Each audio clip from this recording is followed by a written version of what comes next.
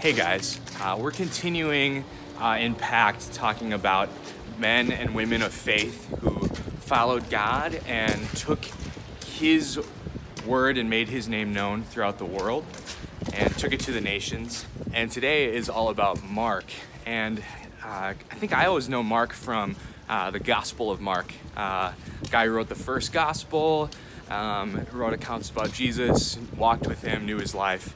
But I think something that I didn't know, what I learned in Pact today, was that Mark was born and died in Africa, and he was the first missionary to Africa.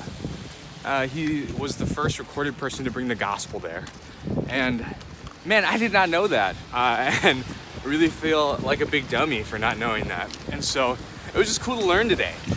And humbling to realize that there's still things even about kind of the infamous gospel writers that I don't know.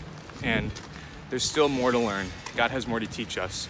And I think the thing that came to mind about Mark as I was reading about him today is that he was a man who came from a country that didn't know God and was far from Him.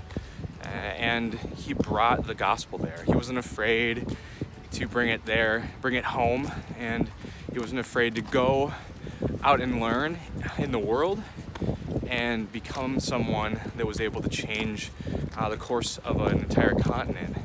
And even thinking of today, maybe you don't know this, but Africa is one of the fastest growing Christian continents, and just millions of people come to faith there year after year. And so what started with one man's faith and one man's boldness in the gospel and trust in God has migrated to an explosion of God bringing Himself and making Himself known. So just think about that as we think about our own lives. Where are the places God is putting us? I know as I've been out in the world, it's hard to imagine that God might have something big for me out there, but He might. And am I willing to trust Him for that? And so guys, I just hope you're having a great day and keep checking this out.